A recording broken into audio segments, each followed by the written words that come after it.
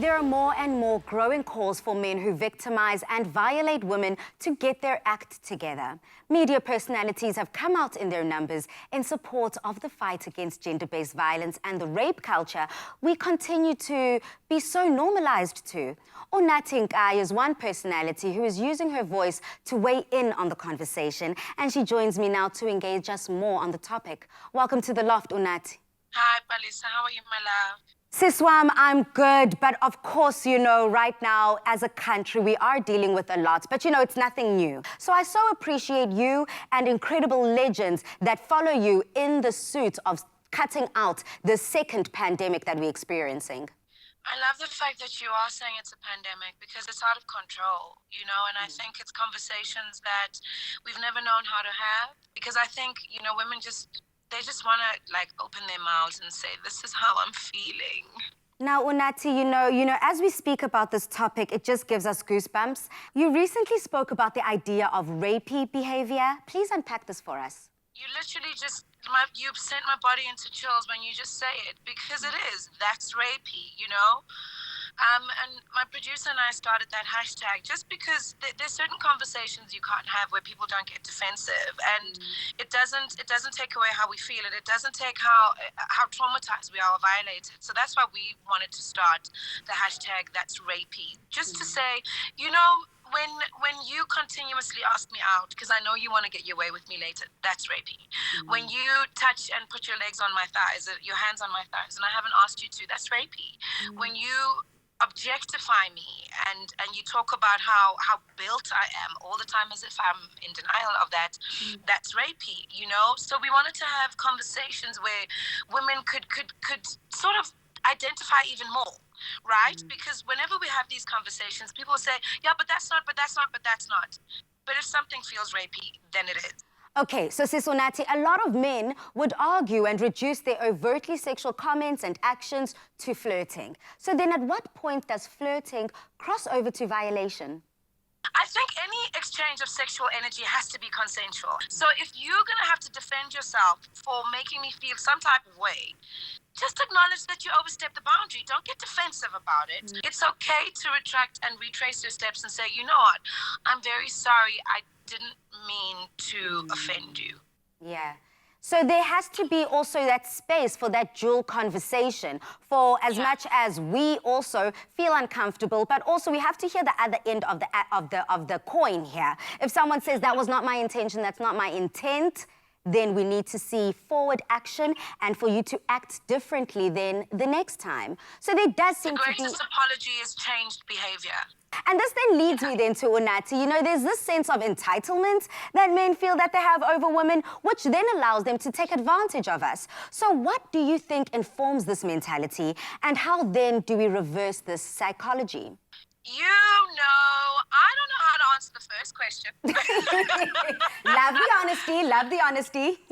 Yes, but I do know how to answer the second one. And my therapist explained to me, she said, it was never about me to begin with. As you were saying, it's that entitlement. So the gentleman that violated me, who was in a bath at 2 o'clock on a Tuesday afternoon when the rest of us girls are trying to work and secure our own bags, not somebody else's bag, he decided to video call me and expose, you know, places genitalia in my face. And she said to me, it was never about me. He was in that moment, and he was enjoying that moment, and he decided in that moment he wanted an audience. It's him carrying the hurt, the entitlement, the exhibitionism, which are all cries for help because of some kind of sexual offense that they went through before that.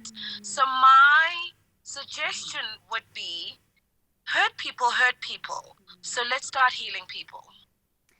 I love that psychology. Let's start healing people, moving towards a positive direction here. Considering the number of growing cases of abuse, rape and femicide, do you think most men understand fully the severity of the situation that we're faced with? I think examples are so blatant, and that I don't fully think that a lot of them do. I don't want to generalize and blanket everyone, but I think a lot of them are oblivious of the repercussions of their actions. It's scary to see that some people just are so aloof to it all and so consumed within themselves that they're unable to see how they're harming the next person, how they're hurting the next person. So what role should women be playing in the fight against gender-based violence? So I think for me, I would ask that when someone says this happened to me, don't tell them what they should have done. For me, it's when someone comes to you and cries and says, please listen to me, I'm in pain, this is just happened to me. Whether you have experience or not, do not project and tell the person, I wish you would have done this. Listen with a clear canvassed heart, with no judgment, because there's so much confusion that happens, you know, and you're asking yourself, was it me? Did I invite that? Did I entice that? Was I flirting too much?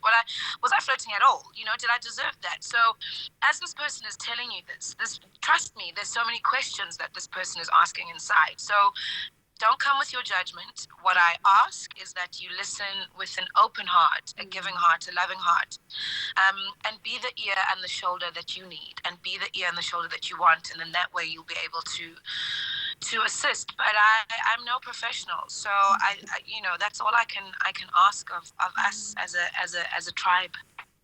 Well, you know, Unathi, we definitely do hear your cry. You don't have to be a professional, trust me, Siswam. Your experience in life and, of course, the voice that you have accumulated within your years in the entertainment space speak for themselves. So we definitely hope that everyone who follows you, everyone who loves and supports you, definitely hears this call and this cry deep down from your heart. Thank you so much, Sis Unathi, for joining us and, of course, speaking out on something incredible. Thank you for your love.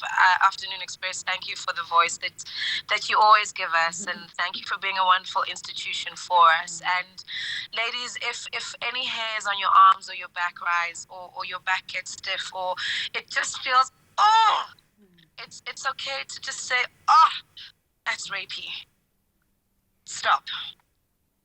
Let's keep circulating that hashtag. Thank you so much, Siswam. Thank you, and let's bum down soon at the next Pharrell concert. Yes, girl, shout out to those bum times. I'm looking like, she's taking me to a zone. I am so in love with Unathi. It goes without saying that this will not be an easy fight, but it is one that we can defeat if we hold hands and speak with a united voice. Thank you so much to people like Unathi who keep lending their voice to ensure that awareness continues.